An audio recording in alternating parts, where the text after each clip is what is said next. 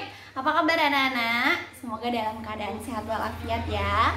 Baik, sebelum kita memulai pelajaran Al-Islam hari ini, mari kita mengucap lafaz basmalah bersama-sama. Bismillahirrahmanirrahim. Baik, sebagai pembuka untuk materi hari ini tentang akhlak kepada orang tua, Ustazah akan menceritakan sebuah kisah yang begitu fenomenal. Kalian mau mendengarkan? Tolong disimak baik-baik ya. Jadi kisah ini berasal dari Yaman. Ada seseorang di Yaman bernama Uwais Al-Qarni. Dia adalah seseorang yang terkenal berbakti kepada orang tuanya. Dia tinggal dengan seorang ibu yang sudah lumpuh dan tua. Selain itu, Uwais Al-Qarni memiliki penyakit kulit yang membuat kulitnya belang-belang, menjadi hitam putih seperti itu. Nah, suatu ketika ibunya yang sudah tua itu punya keinginan untuk menunaikan ibadah haji.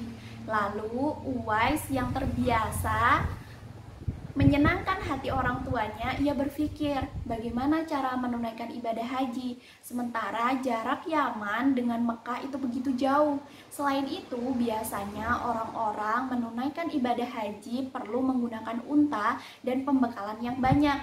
Sementara mereka bukanlah orang yang tergolong kaya atau memiliki banyak harta. Dia adalah orang yang hanya memiliki gubuk kecil dan mampu hidup dari hari ke hari dalam kebutuhannya. Lalu Uwais memiliki ide yang begitu cemerlang. Suatu hari ia membeli seekor lembu yang masih kecil. Anak lembu ini ia taruh di atas bukit. Jadi anak lembu yang Uwais beli itu dikandangkan di atas bukit. Uwais membuat kandang di atas bukit. Setiap hari Uwais menggendong lembunya. Setiap pagi dijemput lembunya dari atas untuk turun makan, lalu setiap sore mengembalikan lagi ke atas, dan itu ia gendong. Sampai tetangganya pada bilang, "Uwais ini gila ya, setiap hari menggendongi lembu." Lalu setelah umur 8 bulan, lembunya itu ukurannya semakin besar. Beratnya sampai 100 kg. Begitupun dengan otot Uwais, karena terbiasa setiap hari menggendongi lembu yang masih kecil sampai beratnya mencapai 100 kg, ototnya pun semakin besar dan kuat. Lalu setelah lembunya besar, ia menjual lembu itu untuk perbekalannya menuju Mekah. Lalu apa yang dikendarai Uwais? Ternyata Uwais tidak mengendari apa-apa, melainkan ia menggendong ibunya dari Yaman ke Mekah. Dan uang dari hasil penjualan lembu ia jadikan untuk perbekalan makan di perjalanan. Lalu sesampainya di Mekah atau Ka'bah adalah tempat yang begitu mustajab untuk berdoa. Maka Uwais pun berdoa di hadapan Ka'bah, "Ya Allah, ampunilah dosa-dosa ibuku." Lalu ibunya yang mendengarkan kaget, "Loh, kok kamu cuman doa untuk ibu? Bagaimana dengan kamu?" Apa yang dikatakan Uwais? Uwais berkata, "Ibu, jika Allah sudah mengampuni ibu, maka ibu akan masuk surga. Dan cukup dengan ridho ibu, aku akan masuk surga." Lalu dalam seketika Uwais yang memiliki penyakit kulit tadi langsung hilang. Jadi penyakit kulitnya yang tadi hitam putih, belang-belang tadi hilang, kecuali meninggalkan satu tanda yang ada di tengkuknya. Jadi ada satu tanda putih yang ada di tengkuknya, yang suatu ketika itu ada hadis yang mengatakan Rasulullah berpesan kepada Ali untuk menemukan orang yang begitu solih dan berbakti kepada orang tuanya, yang tandanya adalah ada tanda putih di tengkuknya yang berasal dari Yaman, dan mintalah doa kepada dia. Lalu setelah mengucapkan doa itu, maka Uwais pun sembuh penyakit kulitnya yang tadi hitam putih belang-belang itu sembuh, kecuali meninggalkan satu tanda yang ada di tengkuknya. Jadi di tengkuknya sini masih ada satu tanda warnanya putih, yang suatu ketika menjadi salah satu ciri bagi Ali untuk menemukan Uwais. Jadi di lain kisah, ternyata Rasulullah SAW pernah berpesan kepada Ali untuk mencari laki-laki yang begitu solih. Saking solihnya, Rasulullah berkata, "Carilah pemuda Yaman bernama Uwais yang dia ada tanda tekuk di sini, dan mintalah ampun kepadanya. Sesungguhnya doanya sangat mustajab."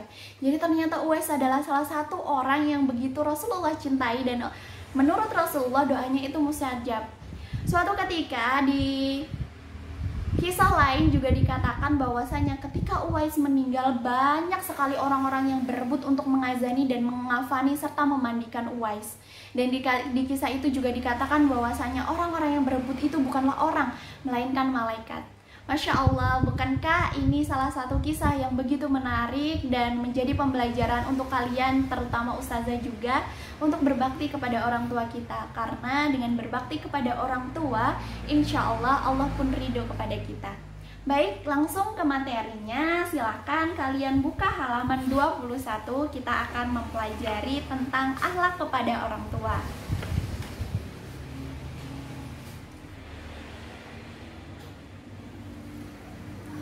Baik, anak-anak, dikatakan di situ orang tua yaitu ada ayah dan ibu, orang yang sangat berjasa bagi kita. Tentu sangat berjasa karena tanpa ayah dan ibu kita tidak terlahir di dunia ini. Jika ayah dan ibu kita tidak menyatu, tentu saja dan jasa beliau tidak terbalas.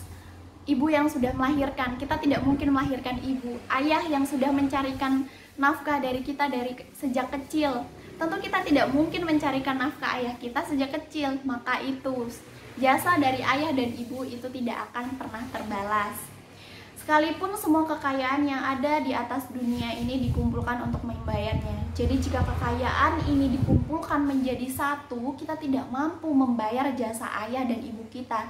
Untuk itu anak-anak, jika suatu saat kita sudah dewasa dan menjadi orang yang kaya raya, amin, jangan sampai melukai hati orang tua kita.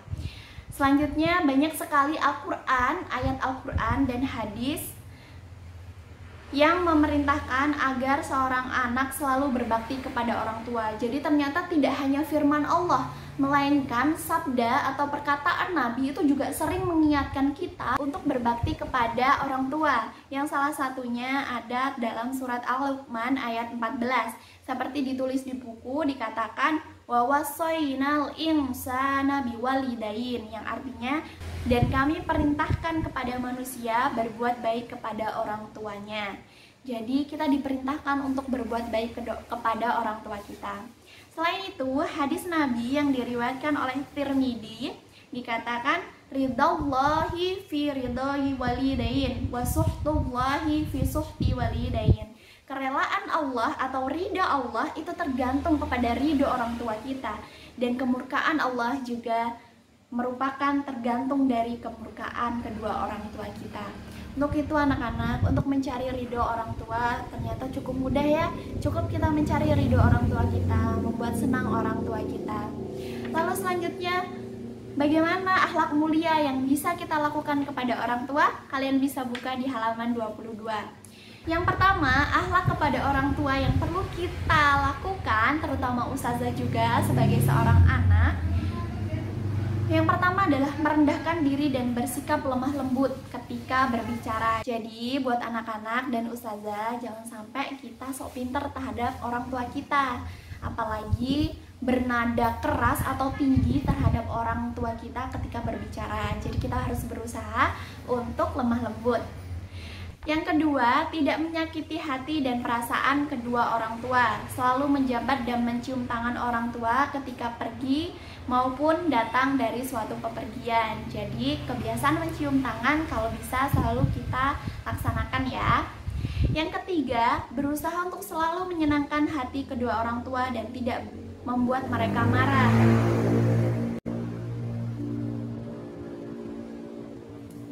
Jadi berusaha untuk membuat mereka senang, merasa dihargai, dan tidak membuat mereka marah. Kalau bisa kita membantu orang tua kita yang sebisa mungkin kita mampu supaya mereka senang. Selanjutnya, menjaga nama baik dan kehormatannya, tidak menceritakan aib dan kekurangan kedua orang tua kepada orang lain.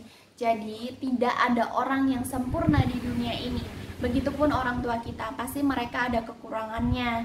Dan jangan sampai kekurangan itu atau aib itu keluar ke orang-orang lain. Jadi jangan cerita ke orang lain, karena salah satu bentuk akhlak baik kepada orang tua adalah tidak menceritakan keburukan orang tua kita kepada orang lain.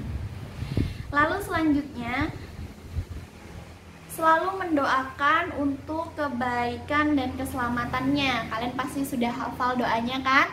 Mari kita ucapkan doanya bersama-sama. Bismillahirrahmanirrahim. Allahumma ghafirli wali walidayya warhamhuma kama rabbayani shaghira.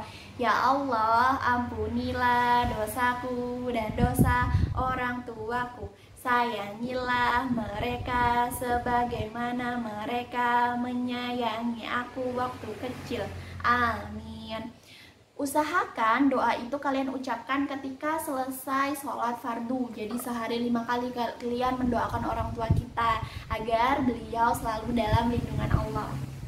Untuk selanjutnya, apabila orang tua meninggal dunia, hendaknya kita sebagai anak untuk mengurus jenazahnya. Mengurusnya seperti apa? Yaitu memandikan mayatnya, lalu mengafankan dan mensolatkan serta menguburkan. Jadi itu adalah pengabdian terakhir setelah orang tua kita.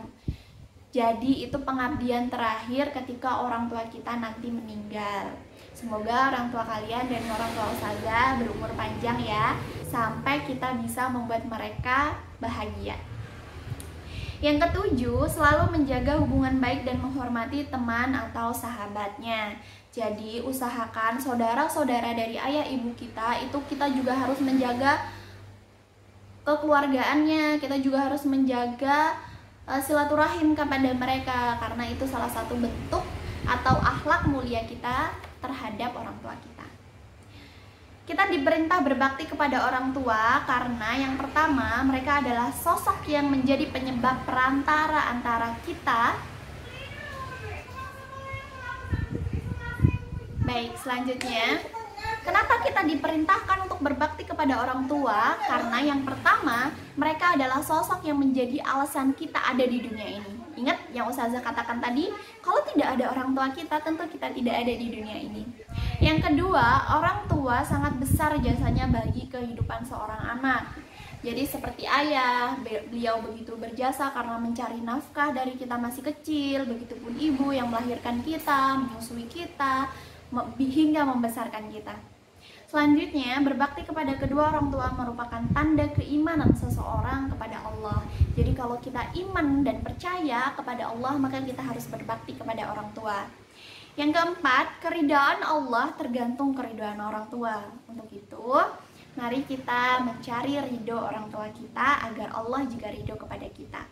Yang kelima, tidak ada manusia di bumi ini yang mencintaimu lebih dari kedua orang tuamu.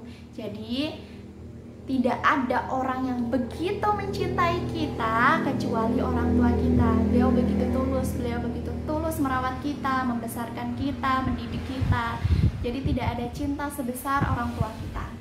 Yang terakhir, orang tua adalah pintu untuk masuk ke surganya Allah. Jadi karena ridho Allah itu tergantung ridho orang tua kita, begitupun surga. Insya Allah dengan surga yang diridhoi oleh orang tua kita, insya Allah kita akan masuk surganya Allah.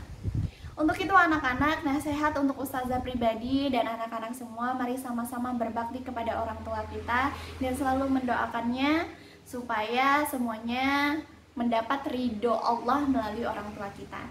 Ustazah rasa cukup. Jika ada pertanyaan bisa kalian tanyakan di Google Classroom atau nomor WhatsApp ustazahnya masing-masing. Untuk itu, Ustazah rasa cukup. Silahkan kerjakan kuisnya dan pahami materi hari ini. Semoga kalian menjadi anak solih-solihah. Ustazah akhiri nun wal qalami wa maisturun. Wassalamualaikum warahmatullahi wabarakatuh.